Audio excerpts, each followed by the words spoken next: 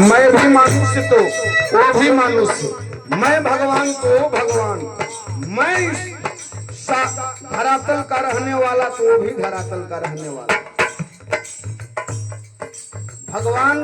हम ही हैं, जिसमें आग हो, तपन हो, पानी हो,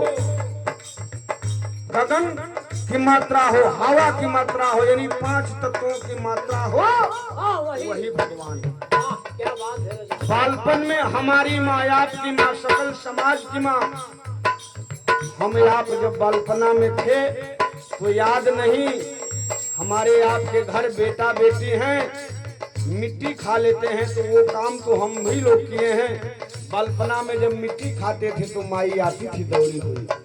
बेटा मिट्टी खा लिया है, क्योंकि मिट्टी का मिठास इतना मीठा है कि इससे मिश्री भी मीठ नहीं होती है। इसलिए बालपन में लोग मिट्टी का पान करते हैं, और इसलिए भी करते हैं, इसलिए भी लीला दिखाते हैं कि एक दिन मिट्टी का पान कर रहे हैं, एक दिन मुझे मिट्टी पान करेगी। अरे वाह, क्या बात है। कभी गाड़ी नाव पर तो कभी नाव गाड़ी पर। यही प्रकृति का नियम है। माई यशोदा बोली, बेटा मुखे खोल। भगवान मुंह खोलन खोलत ना हुवन, भगवान मुंह खोलन।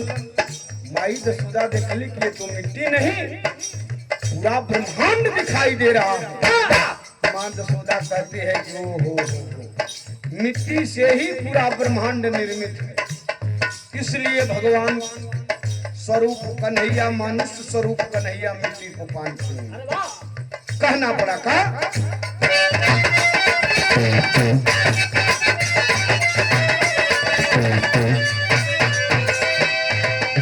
माटी का माटी का मिश्री से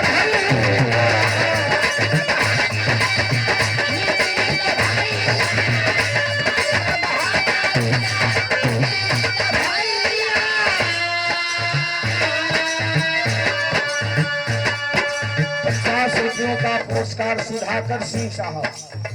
आपके कार्यक्रमों द्वारा भैया को प्रणाम। गीत की आखिरी और अगली लाइन में मिश्री से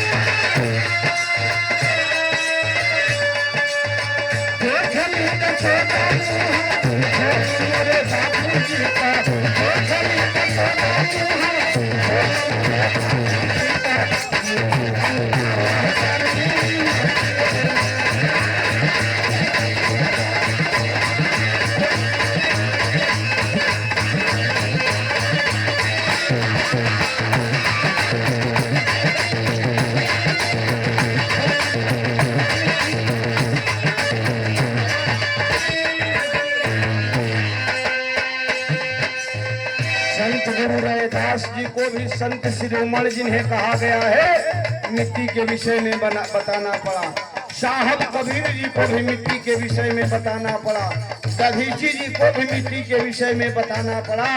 अगर जो मिट्टी गुण अवगुण नहीं होता तो 32 डिग्रियां हासिल किए और 9 भाषाओं के ज्ञाता बाबा साहब दुनिया में सर्वोपरि और पूज्य नहीं होते। बाबा साहब तो इसी मिट्टी से बने थे। हम और आप इसी मिट्टी से बने हैं। हम और आप क्यों नहीं पूज्य हो जा रहे हैं? इसीलिए कहना पड़ा का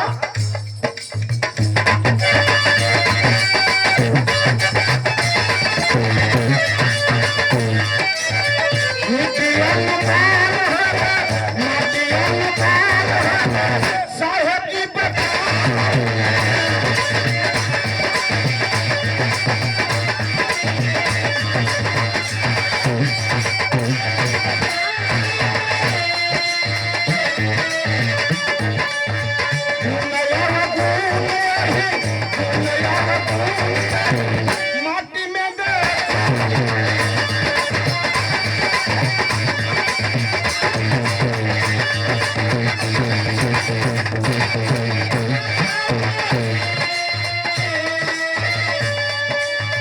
माटी से रचल संसार मोरे माटी से रचल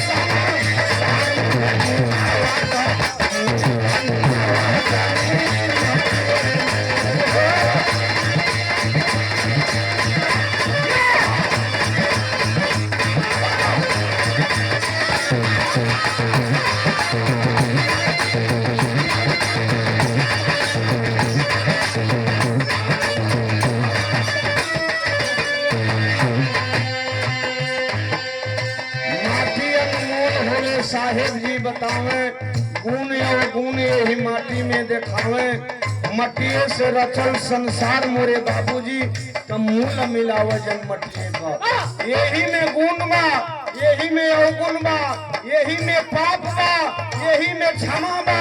यही में निमन बा यही में और बा यही में माई बा यही में बाप बा यही में भाई बा यही में बहन बा यही में दुश्मन बा यही में दुश्मन कोनो लोहा का ना होला माटिए का होला माई कोनो बहुत बरियार पत्थर का ना होली यही माटी को होली जो हमें आपको पैदा करेले सब चीज यही मिट्टी में बा मिट्टी से परे कुछ ना बा कह के पड़ल सदगुरु स्वामी भैया सदगुरु स्वामी भैया माई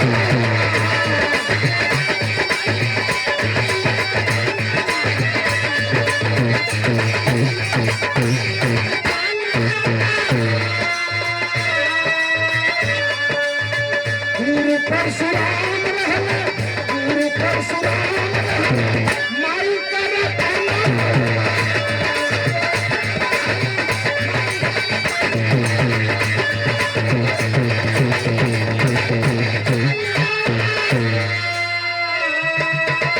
अरे मटिया से कमल सका मोरे दुनिया एक मंच बा जिंदगी एक ड्रामा बा एक कॉमिक बा आपन आपन रोल करके चल जाए के बा केहू ढोलक बजाई तो केहू हारमोनिया बजाई तो केहू जोड़ी बजाई तो केहू करताल बजाई अब देखो घर से परिवार से संपन्न आदमी प्राकृत में ऐसा ऐसा लोग बना हर चीज से संपन्न आइन का नाव भिखारी है अमीर होला नाव पर मत जाई जा एगो बात याद पड़ गई राम बलम भाई एगो लड़का का नाव ठठपाल रहल स्कूले गई तो गुरुजी कहला कह रे तोर नाव बड़ा गड़बड़ बा जो अपनी माई बाबू से निमन नाव पूछ के ये तो धरा जी तोर नाव तब तोर नाव लिखाई लड़का गई निराश होके घरे माई बाबू से कहलस कि गुरुजी कहला कि तोर नाव ठठपाल ठीक नहीं थे कहला माई बाबू के तब का धरी या जो मन बड़े आदमी हुए तू ही जो अब जो बुझाओ तुम कर घर से बाहरा सवेरे निकलल भिखारी भाई एगो मेहरारू सुंदर सुकांठ चिपरी पाथत रहे कहलस कि हो तोहर का नाव है मेहरुआ कहलस कि रे तोरा हमारा नाव से का लेवे लागे बताओ कहलस कि अपन नाव तो बताओ ना मानल लड़का जीत कर देहल मेहरुआ कहलस कि हमार नाव लक्ष्मीना कहलस कि तोहर नाव लक्ष्मीना पाथत रुचि परी मेहरुआ कहल कि भाग नतिया एक खातिर नाव पूछतले ह कुछ दूर गईली कुआर का घाम भइल रहले वो हरवा भाई हर जुतो तो हम कहलस कि हर खड़ा कर हरवाई भाई कहला कि घाम लागत तो सोच ले मारा बेग पैना उड़िया जइबे कहलस कि खड़ा करो खड़ा कहले कह कि बोल का पूछत रे कहलस कि तू अपन नाव बताओ कहला कि हमारी नाव से तोर मतलब कहलस कि बताओ तो वो कहला कि कई हराई के या काज करी एक नौवे बता दे चल जाओ कहलस कहला हरवा भाई कि हमार नाव धनपाल है कहलस कि तोहर नाव धनपाल जोत तरह